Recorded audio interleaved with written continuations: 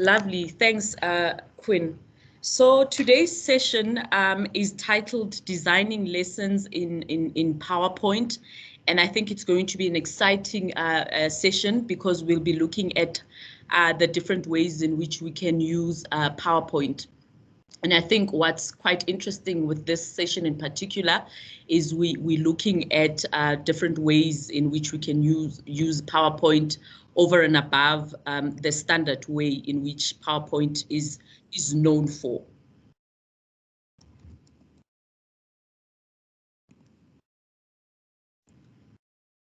Right.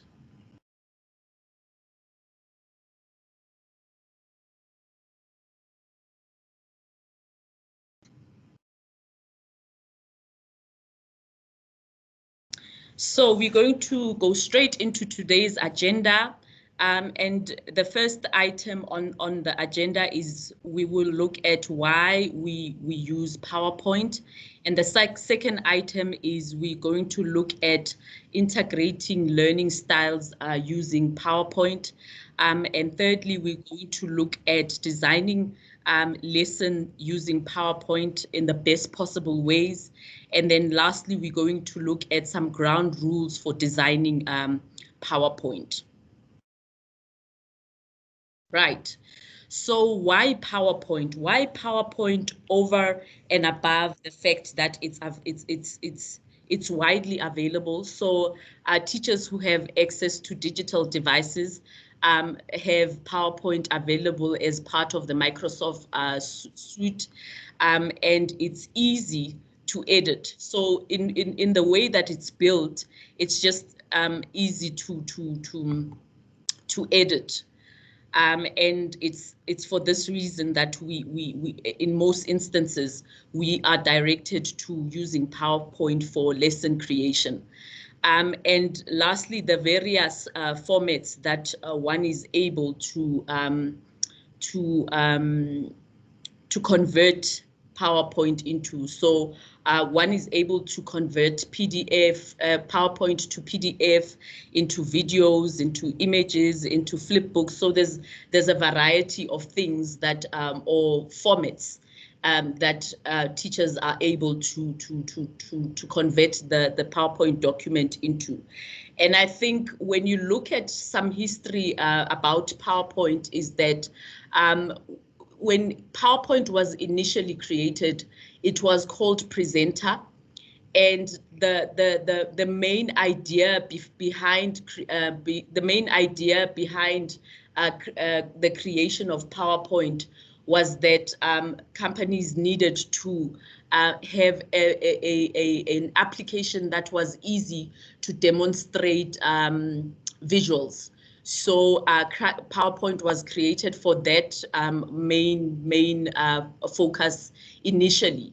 However, over time, through designing and refining the tool, and when they were looking to register PowerPoint as a tool, the name that it was called Presenter wasn't accepted for trademark purposes, and eventually they named the application PowerPoint.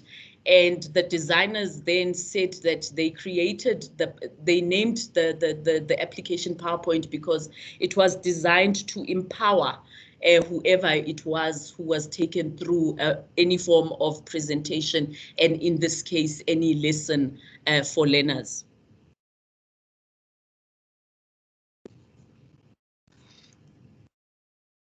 Right. So some things to consider, or some learning styles to consider when you create your lesson. And I think what is key when you're creating PowerPoint is the consideration of different learning styles for learners. And I think what PowerPoint does nicely is it accommodates the different learning styles by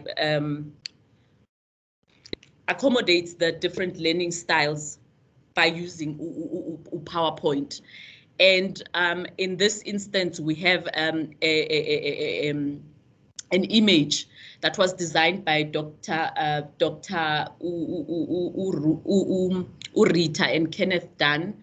And the idea behind the model that they created was that there are elements that influence or stimulate how learners retain information or how they uptake information. And some of the stimuli around the environment in which learners learn, the emotions that they connect the learning to, the sociological elements around whether they like to study as individual alone or they like to study in pairs or in groups, and the physiological elements around mobilities, the times of studying, what works for them in an ideal situation for better uptake, and then the sociological element, which speaks to the type of learner that the type of learners that we have, whether learners are analytical or they are more of a global learner. And I think how how learners are stimulated obviously speaks to the elements. For instance, under environmental, some learners are prefer to be in an environment that's very quiet in order for them to have better uptake. And some learners like natural light instead of artificial light, because artificial light sometimes becomes heavy on their eyes, and then the learning is then to an extent disturbed. So there's various elements that speak to the different stimuli, and those elements then affect how learners respond to the teaching and learning. Can you go to the next slide, please, Quinn?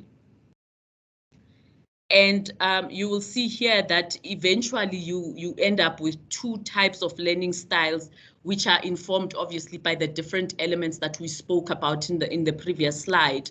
And when we try to sort of merge all these elements, we come up with the analytical and the global learner. And basically what when we look at the analytical learner, we're looking at as someone who likes detail, who's very reflective, and who's generally got a very structured way in which they like to learn. Whereas on the other hand, you have the global learner who is more keen about getting the concept first, so getting an overview of what's being taught before getting into the finer details. And sometimes from the concept, then they're able to build their own thinking around what we're trying to teach. These learners are very flexible in how they learn. So what PowerPoint does is it seeks to accommodate all the different types of learning styles and hopefully reach them from where they are. I think what the two doctors, Dr. Kenneth and Ruth Dunn, said something that's quite profound, and I quote, "If the child is not learning the way you teach, then you must teach in the way that the child learns." And in this case, if we do that, then we're able to reach our learners in their various ways, in their various spaces, and we try to reach how they learn, and we accommodate them in their learning for a better uptake, which I think is the ideal situation for teaching and learning. Right, so now I am going to stop in terms of some theoretical background, and I'm going to ask my colleague Uhlengiwe to take over. And what she will do is she will take us through some ideas of how we can use a PowerPoint in the classroom, and then yeah, so she'll take us through the idea and then demonstrate each of the ideas. Hlengi, are you ready?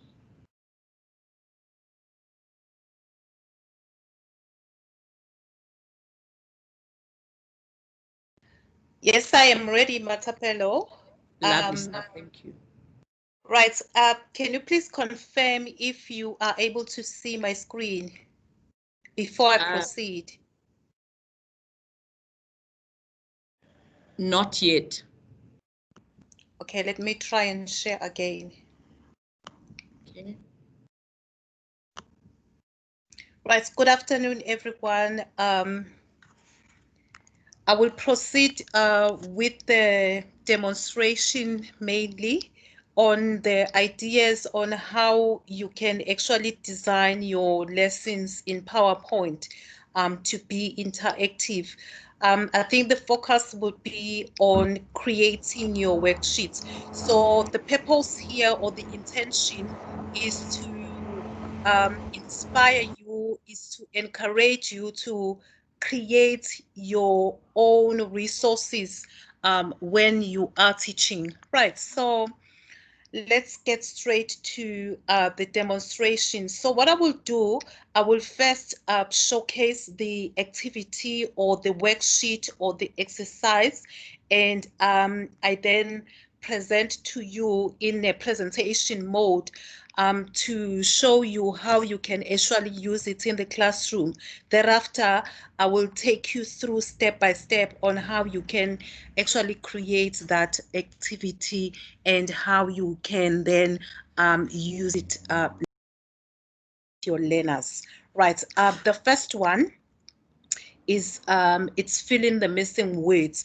Right, we have used very simple examples for the purpose of demonstration so that we don't spend too much time on the text, but it's the how to that we want to focus on. So we're looking at this worksheet whereby you are requesting your students to fill in the missing words. It doesn't matter what your subject matter is. In every subject, there is sometimes an activity where you require your students to fill in the missing words, right? So you would have obviously the details of the learner name, the grade, the subject, where you would require the learner to complete that section. That is when you consider to print this slide, okay? And you would then create a worksheet as you can see it here. Now, let's say you are presenting this worksheet or this slide in a live session, or you are in the classroom. It's synchronous. So I'm now going to go to presentation mode.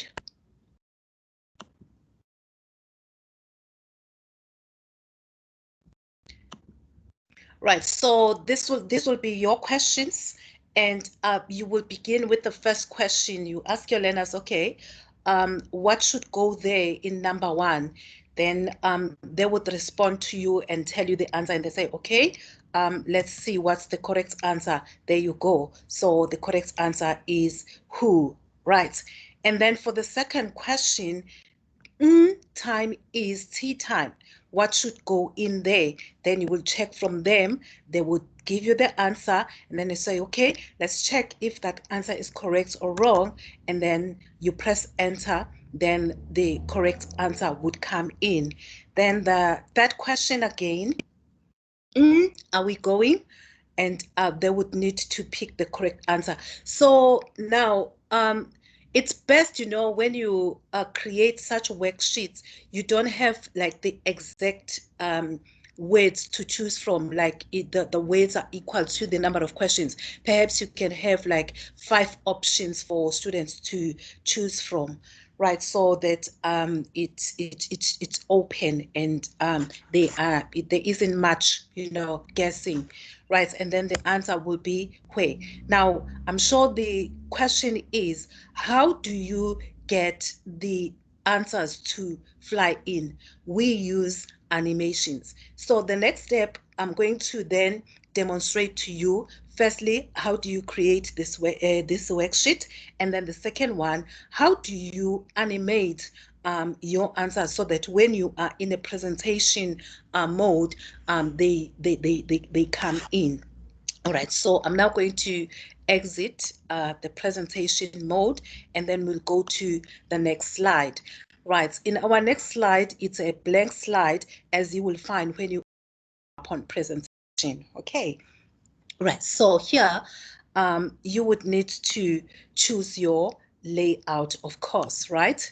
So you go to the layout and you select title and content, because that's how your worksheet will look like, right? For click to add title, the information that you want there, it's the name of the learner, right? And the next one, it's the grade and maybe the topic of the lesson, right? And you can decrease the font size to make it smaller. Okay, there you go. This is your text box where your students can actually type in their information, right? And then the next one is your title, fill in the missing words. So instead of inserting the text box again, what you can do your drag and drop, or you can use Control D, which is to duplicate the existing text box. I think Control D it's very easy to use, so I prefer Control D. Then I will type in my title, fill in the missing words, right? And I center align that, right? Then my questions, then I type in my questions, depending on how my questions are, the structure. So your layout will be informed by the type of content or the type of questions that you have for your worksheet. But for this one, it's simple and straightforward. It's suitable for an analytic learner, right? Okay, so now I don't want to use bullets. I want to use numbers. So I will change to numbering. And for me to I use shift. So I hold down shift and I press a dash on my keyboard for the line, right? So it depending on how long do you want the line, the length of the line. So you will hold down your shift and you keep on pressing a dash until you're happy with the length of your line. Okay, right. So the question is the boy, right? So I go back there and I type in is the boy and my question mark. Right, and then my second question, I need a line again, so I hold down shift and I press a dash on my keyboard. And the next question is time is tea time, right? So I go there.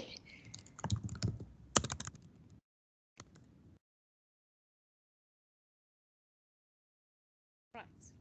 And my last question, again, hold down my shift and then I type in my dash for a line. And my last question is, are we going? Right. So back there. Right. So these are my questions. And I want a text box for the answers, right? So I can, again, I can decide whether I want to duplicate that text box, which is much easier for me. So that's what I will do. I would hold Control and my D. Okay, I first need to select, ensure that your box is selected if you want to duplicate your text box. So it's Control D, right? And then I put it down there, and then I type the what. Okay, you decide whether you want it in caps, so it's your what. Then you have your where,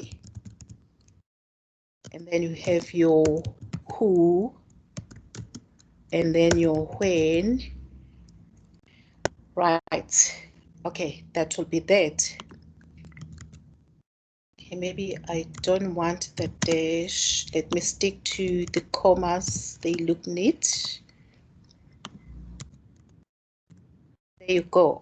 Right, so with your box, you can format it. You go to format, you decide on the outline, that is the weight of your line, how thick you want your line.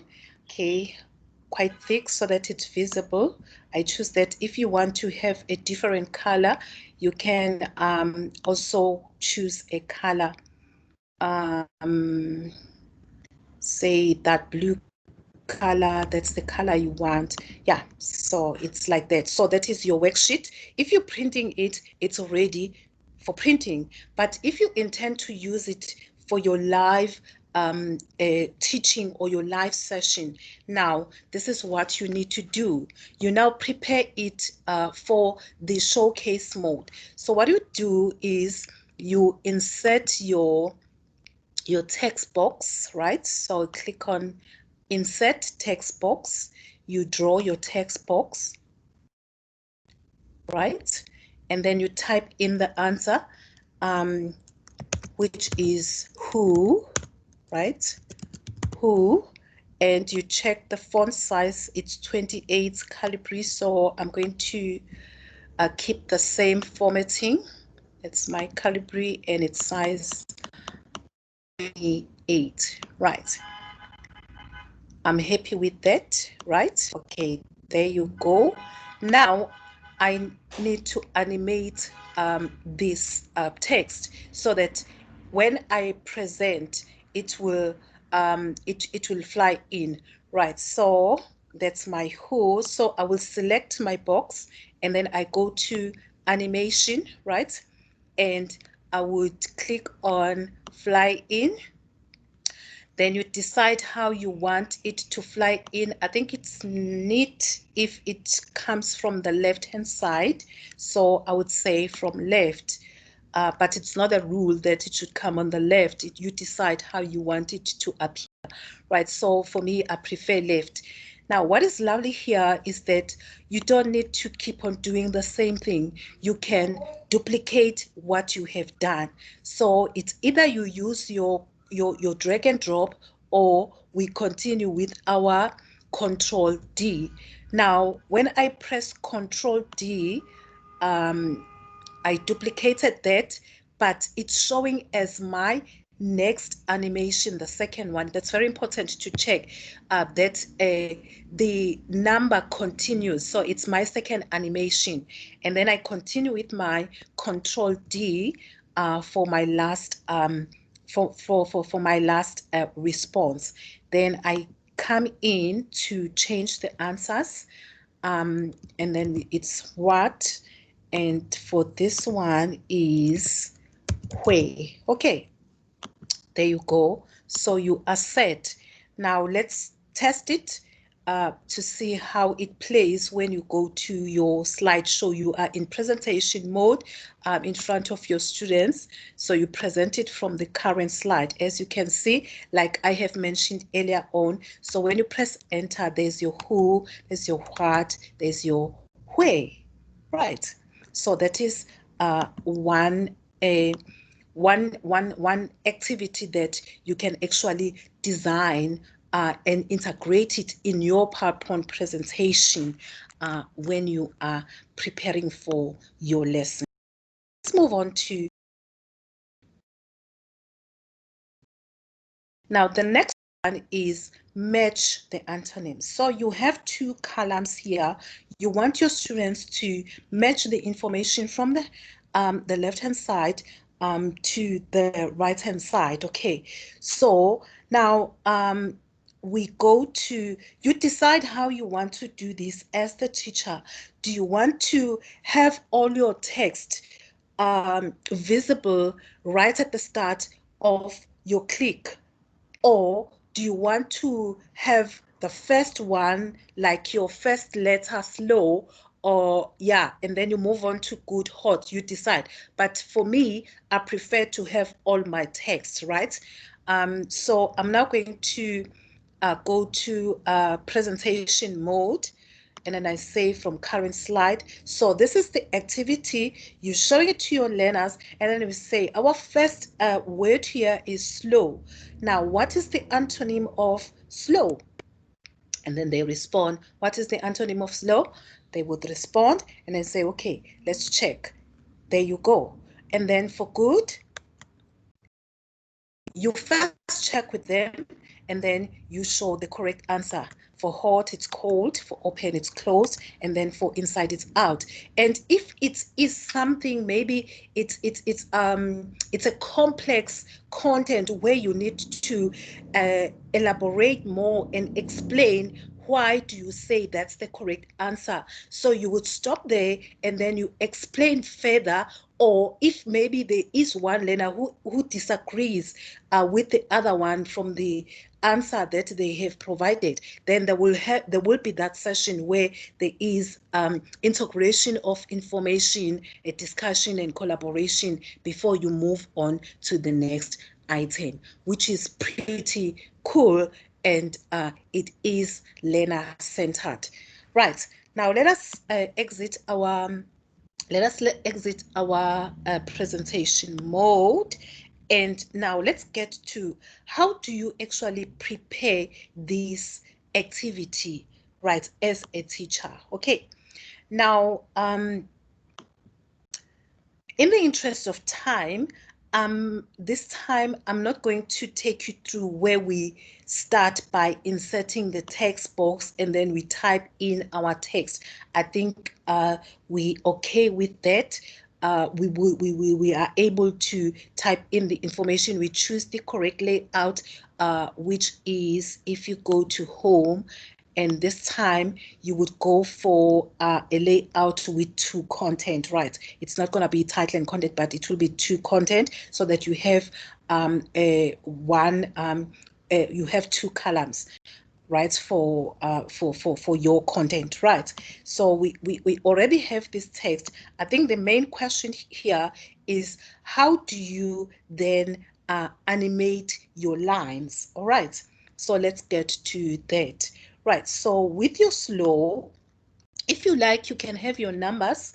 For example, for your left column, you want to have your number 1 up to number 5. That's okay. You can have that. So for your slow, you need to insert, and then you go to shapes. This time you pick a line.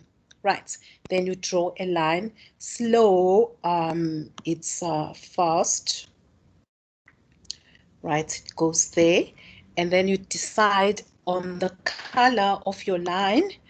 And okay, so I would go, okay, let's go with a different color this time. So go with green, right? If you're not happy with that color, you can go there to the outline and pick any color you like, or you keep to black. And again, you can choose the weight of the line, the thickness of your line. And if you like, you can say you want to have like a dashed line. Perhaps you want to have the arrows, not just an open line. You decide. It's your decision, right? Okay, I will keep my open line.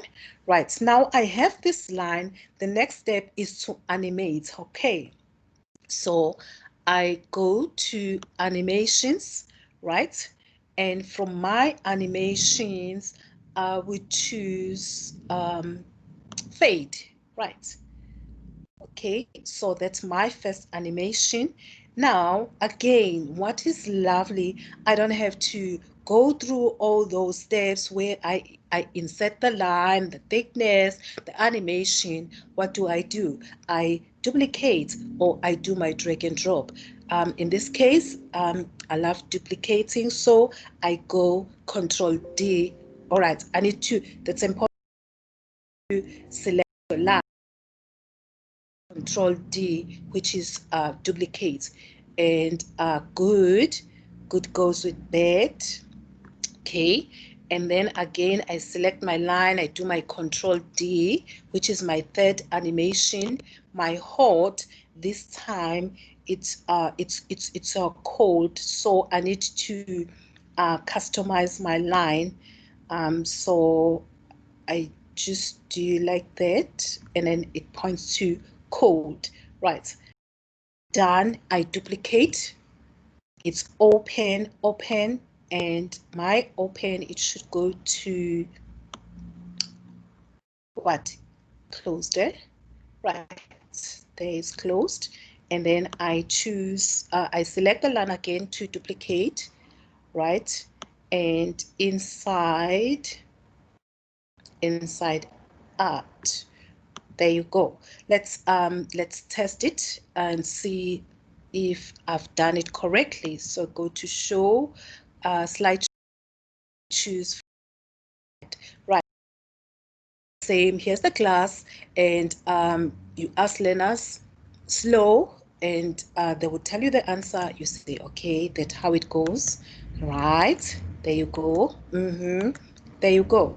Then you got it, right? So that's how it's done with matching the columns. Now let's move on to another example. All right, I'm now ending the show. Right. Remember what Matapelo mentioned about different learning styles. Again, when you prepare your worksheets, you want to consider these learning styles. You don't want to keep on using one and the same kind of worksheet where it's bulleted, or but you want to add for a global learner. And also, you want to benefit the global learner, you want some kind of images because they are stimulated by images. So you actually infuse different methods of your formative assessment. So this time I'm throwing in photographs. Now this is your workshop, your worksheet, sorry. Your worksheet is like that. If you want to print it, you create, then you print it. But in a case, this one, it's different.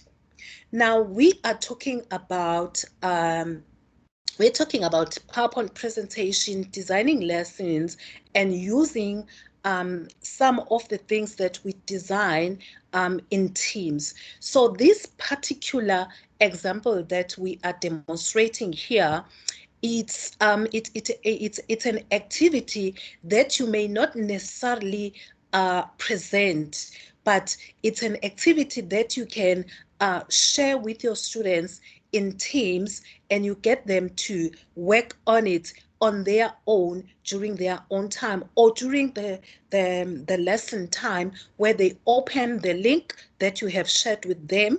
Once they have opened the link, they would fill in their details, and then they would do their drag and drop. For example, they would need to place the photograph to the correct column, like here. This is a vegetable, is that right? And then cabbage, is it a vegetable or a fruit? Hey, come on. Okay, that's a fruit.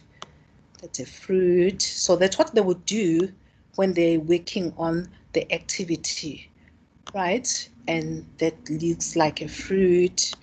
That's a fruit. That's a spinach, which is a vegetable. Avocado, is it a vegetable or a fruit? I'd like to think it's a fruit. And tomatoes, is it a fruit or vegetables? Who would like to try that one? There's a debate about this one. Tomatoes, is it a fruit or a vegetable? Anyone? A fruit or a vegetable? Fruit. It's a fruit. Is there anyone who disagrees? It's a fruit. If it was a lesson now, we were going to go to, okay, why do you say it is a fruit? But anyway, this is a demo. But in class, that's how far you can go by asking your learners questions to justify for their answers. So we have a fruit here, and then they will submit their work to you as a teacher, and then you can mark them right from your computer, because they would submit to either the OneDrive or back to the classroom. Okay, now the question is, how do you create this activity, okay, for students to work with it using a device? For example, I'm sure you okay that yes, I can have my text box, the name, the food groups. I can have a text box here. I can create a text box. But if I share it with my students, won't they mess with these text boxes where when they are trying to drag and drop, you find that now they are moving this text box. As you can see here, I can't move this text box. It is a text box, but I can't move it because I've done something which I will show you how I have done it so that they don't fiddle my template, drag and drop. So let's go to our next slide to demonstrate how do you create that worksheet. Okay, so you have okay, let me go to decrease the font size. Okay, it's the name.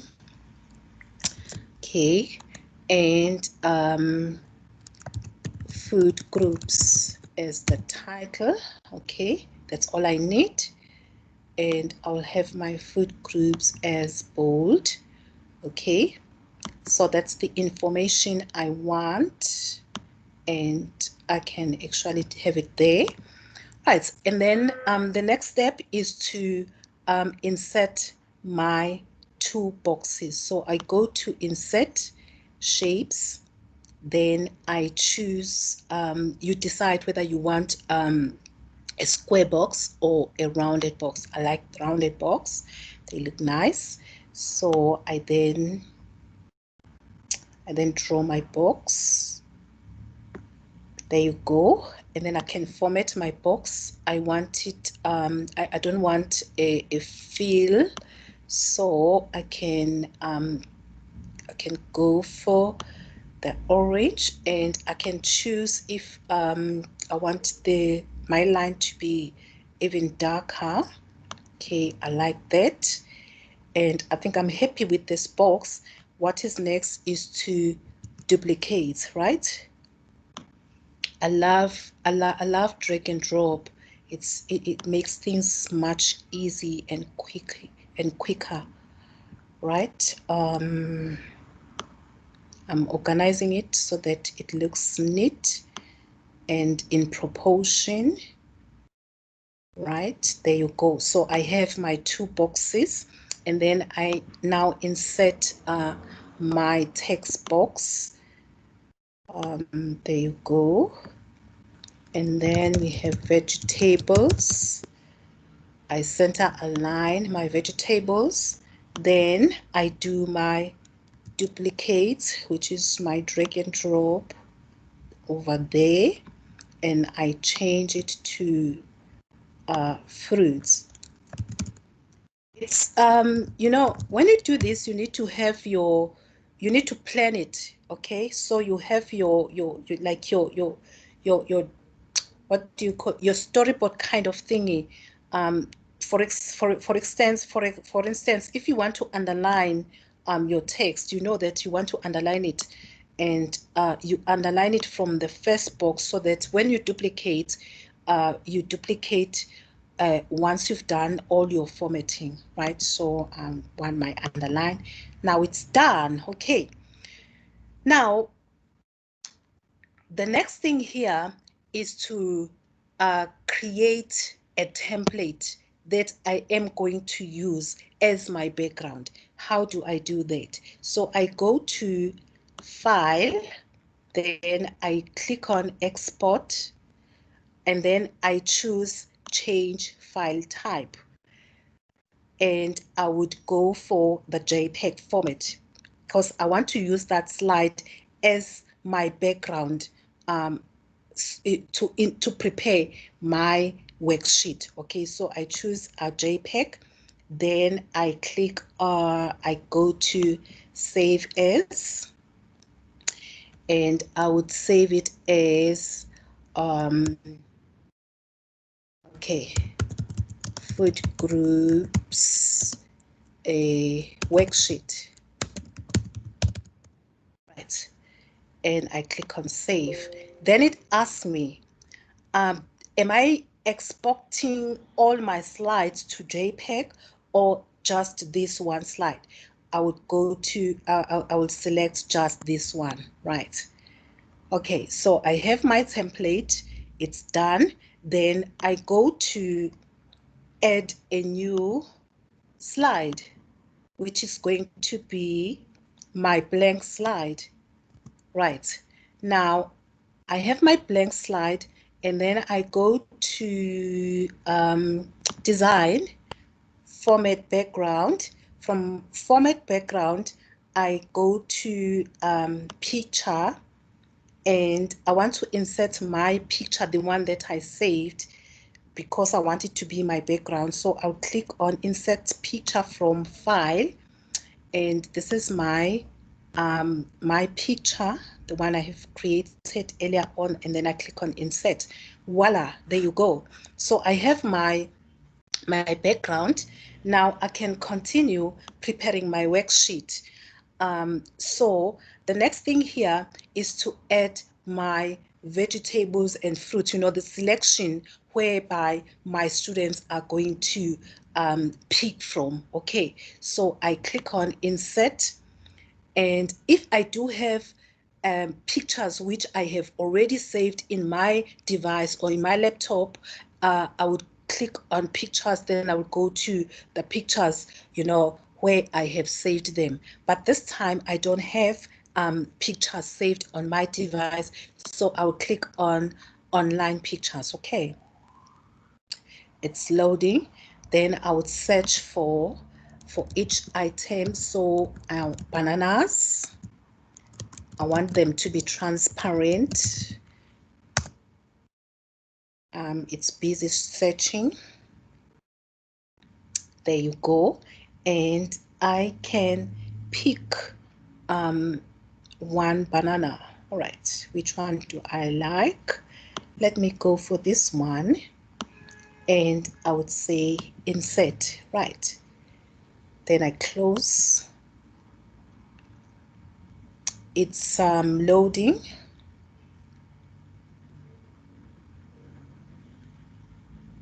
All right, while it's loading, in the interest of time, what I'm going to do, I'm going to copy the ones that I've already had from my previous slide, because if we try to insert them one by one, right, I'm copying all of them, copy, Control C, and then Control V, and I can organize them over there.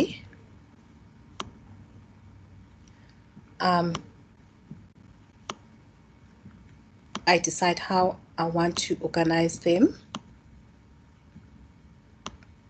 and you can resize them. If you feel they are too tiny or too big, you can. If you want to add more, remember you go to online pictures. I don't know why it's not showing my banana. Let's try again. Bananas, transparent.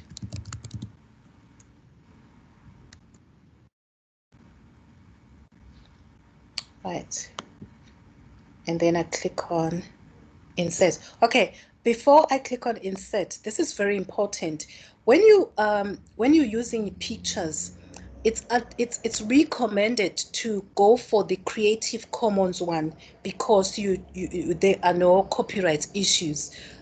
You are free to use those. So check for Creative Commons ones, because you can freely use those. Then did I click insert? I've clicked on insert.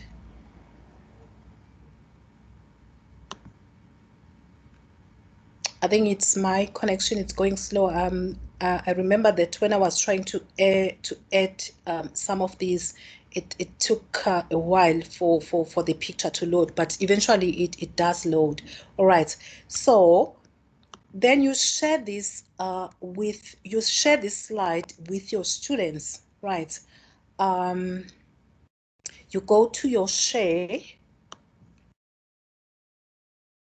then you can decide whether you first want to save it to the cloud, right? So that it's available online. Then you share the link with your students, okay? And then they can do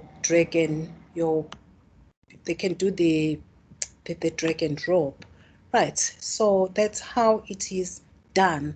Then the last one, the last demo, let's say you have this photograph from the internet.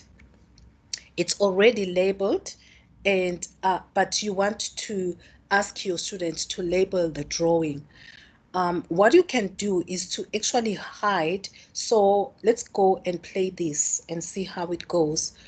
We go to slideshow, from current slide, you see, now it's blank. Then you ask them to, okay, to actually state what's the name of the part indicated.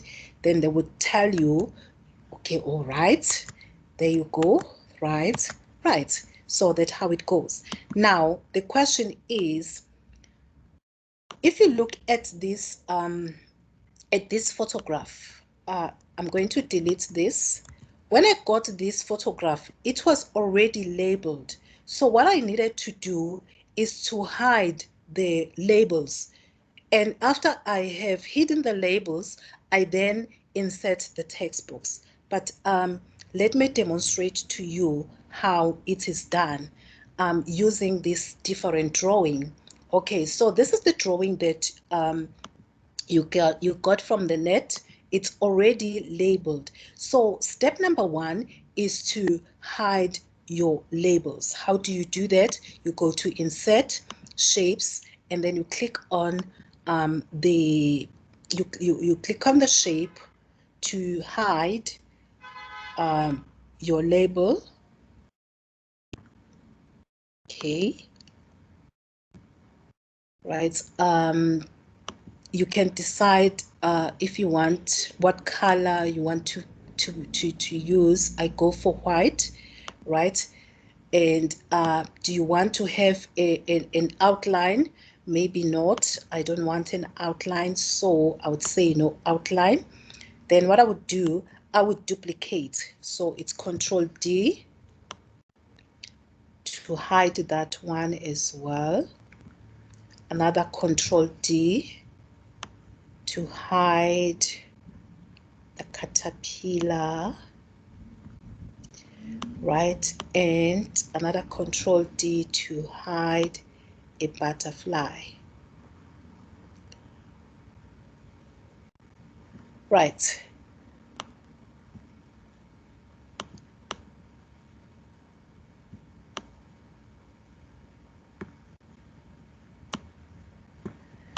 Right. Now that's your step number one. Now step number two is to insert your text box. Right. So I go to click on text box, then I insert my text box. And then what do I have here? I have, okay, let me change to Calibri because that's the font I'm using. And 24 is fine. These are eggs.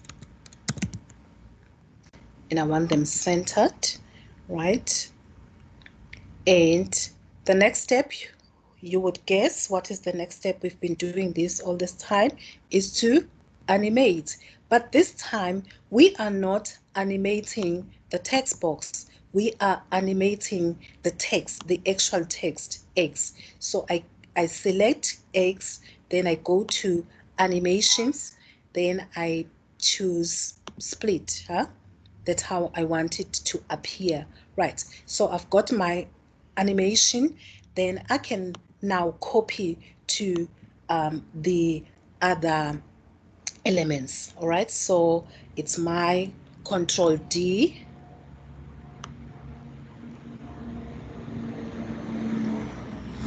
my other Control D again, and my last Control D. Right, so what do we have here? We have and what do we have here? It's caterpillar.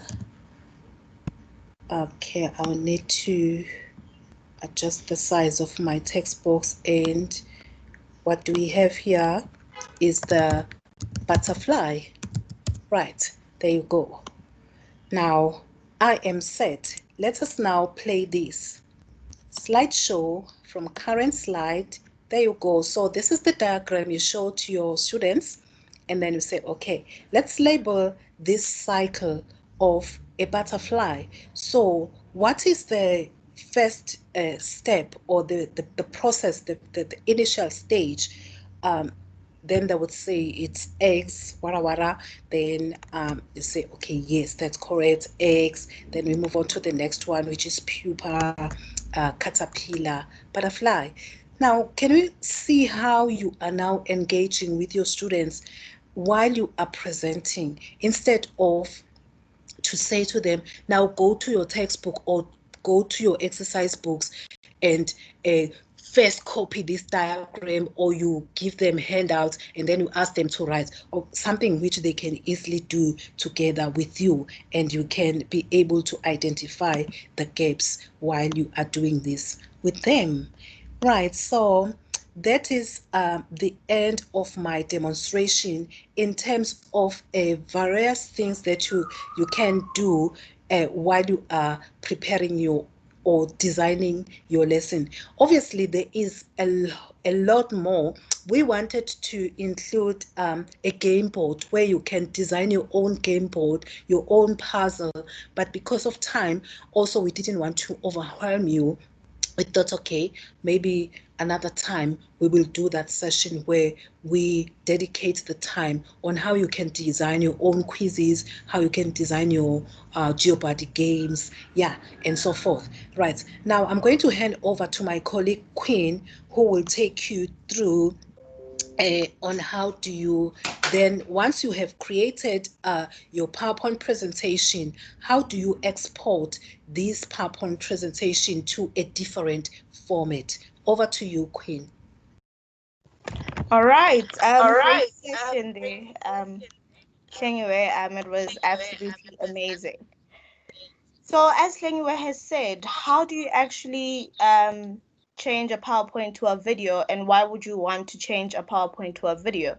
One reason why you'd want to change a PowerPoint to a video is accessibility, for you to be able to share with your students easily, so to also share with a wider range of students, a large number of students, and to also somewhat reduce the size of your PowerPoint. So how do you do that? So this will be your PowerPoint presentation. We'll take this PowerPoint presentation as our presentation. And what you do is you go to File. Hopefully you could see my, what do you call this? Cursor. So you'll select File.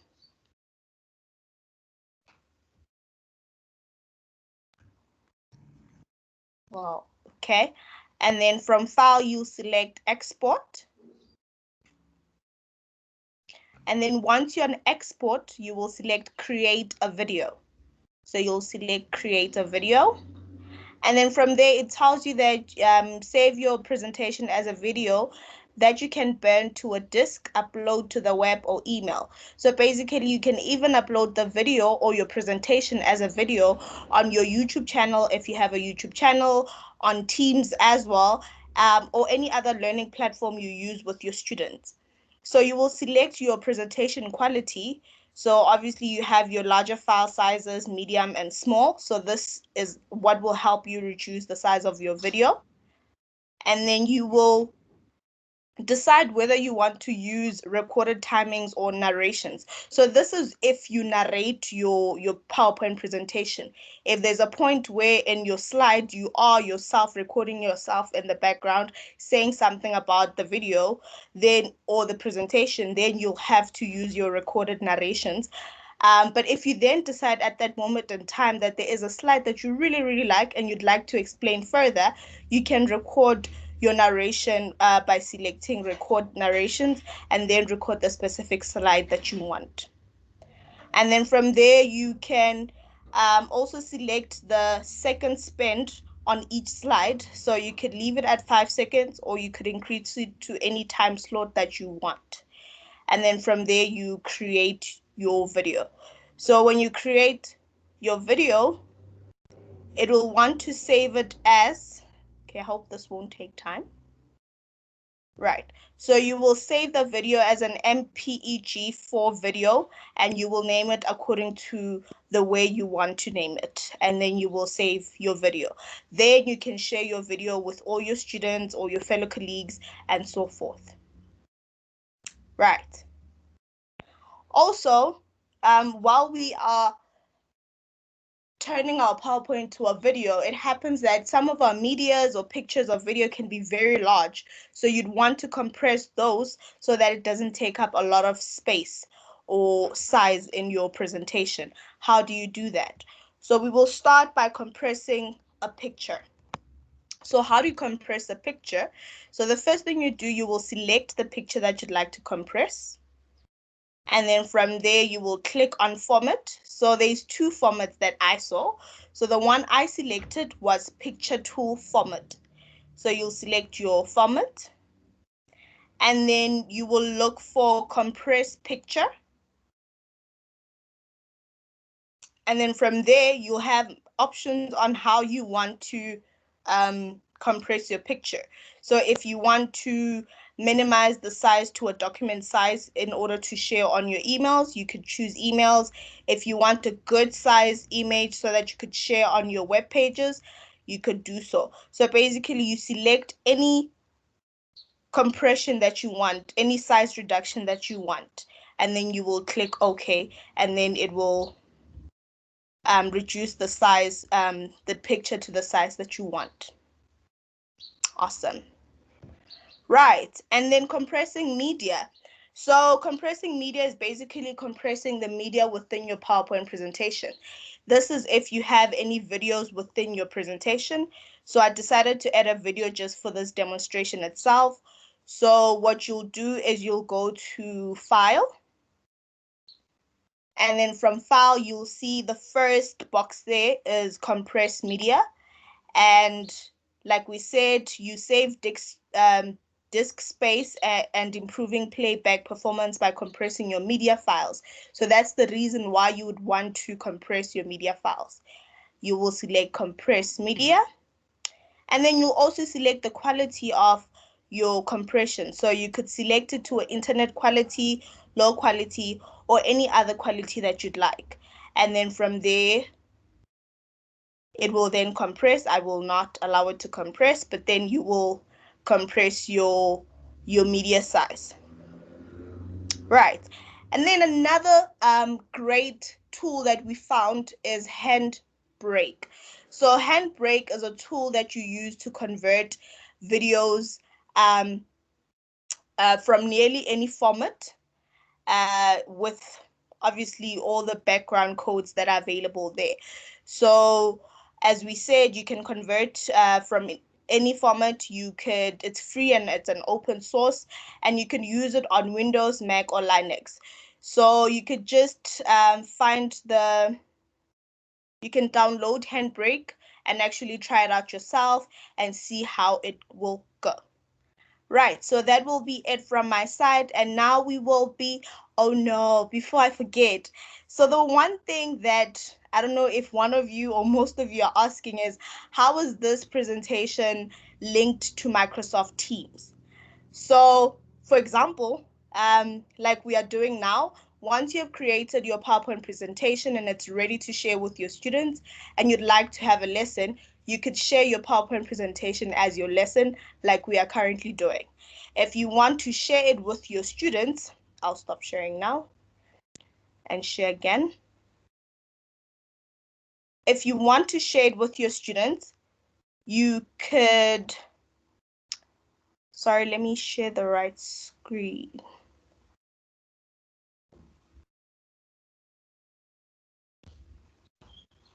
Right. So you can go to your team's group or your team's class, and you go to your specific classroom or channel, and then from there you go to files. It's a bit slow. And you go to files, and then you upload your PowerPoint presentation for accessibility to your students. So it's a bit slow again. Sorry about that. So from there you can upload your files, so your PowerPoint presentation, so that your student have access to it. You can also upload it on your OneDrive, and then share the link with your students. Unfortunately, that would be a bit hard to demo because I'm already sharing my screen. So you're able to also share your screen by uploading the PowerPoint presentation on your drive, and then you share the link with your students and make it accessible to both your students, your colleagues, as well as to save it for future references.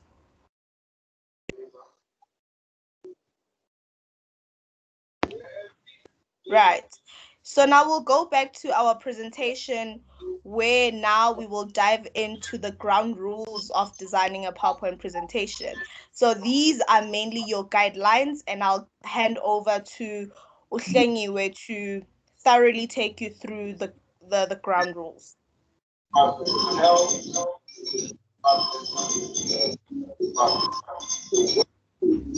Wonderful. Thank you so much, Queen. May I please request that we continue to mute our mics? We will allow for question and answer comments right at the end. We now summing up and concluding our presentation. Thank you so much. Right. In terms of the ground rules, we decided to use the word ground rules instead of guidelines, but the relevant and proper word to use there is guidelines for designing PowerPoint. We're not going to go through or take you through the basic guidelines as we feel that it's something that you know. I'm sure you know that by PowerPoint, you know, all those. So we will go straight to these simple key 3 points. Keep it simple, apply the same layout, be consistent, and most importantly, apply the 7 plus minus 2 principle. What is the 7 plus minus 2 principle? That is in terms of your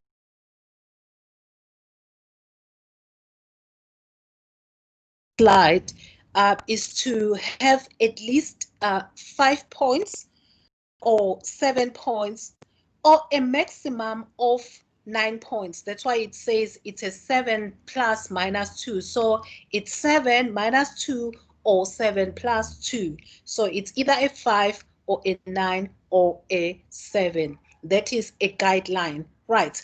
In order to achieve that, it's also best to, well, you know, with your titles, to use size 28 font size.